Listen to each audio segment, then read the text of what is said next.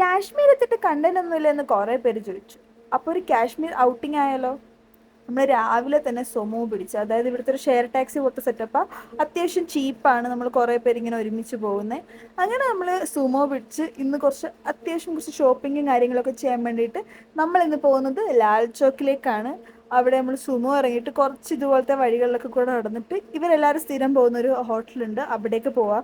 നമ്മൾ റെസ്റ്റോറൻറ്റ്സ് ഒക്കെ നല്ലപോലെ നോക്കി വേണം കാശ്മീർ കഴിക്കാൻ. കാരണം കാശ്മീർ ഫുഡ് പിടിക്കാൻ കുറച്ച് പാടാണ്. മേ ബി ആ റെസ്റ്റോറൻറ്റിന് ആ ഒരു ലുക്ക് ഇല്ലെങ്കിലും ചിലപ്പോൾ ഫുഡ് നല്ല അടിപൊളിയായിരിക്കും. സോ അതുപോലെ നമ്മൾ ചെക്ക് ചെയ്തിട്ട് കയറുക. പിന്നെ നമ്മൾ ആ കടയിൽ നിന്ന് ഒരു ഫുഡ് കഴിച്ചിട്ട് ഒരു ഓട്ടോ പിടിച്ച് ലാൽ ചോക്കിൻ്റെ ഏറ്റവും എൻഡിലേക്ക് പോയി. അവിടെ ചെന്നിട്ടാണ് നമ്മൾ ഇങ്ങനെ ഡ്രസ്സൊക്കെ തിരയാൻ തുടങ്ങി.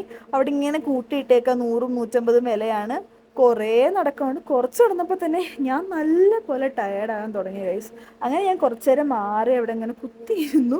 അത് കഴിഞ്ഞ് നമ്മൾ വീണ്ടും തിരയാൻ തുടങ്ങി. നമ്മൾ കുറച്ച് സാധനങ്ങളൊക്കെ വാങ്ങിച്ചു. അത്യാവശ്യം എനിക്കിഷ്ടപ്പെട്ടു. അത് കഴിഞ്ഞ് നമ്മൾ നേരെ പോയത് പിക്ക് ആൻഡ് ജ്യൂസിലേക്കാണ്. അവിടെയും കുറച്ച് സാധനങ്ങളൊക്കെ വാങ്ങിക്കുന്നുണ്ടായിരുന്നു.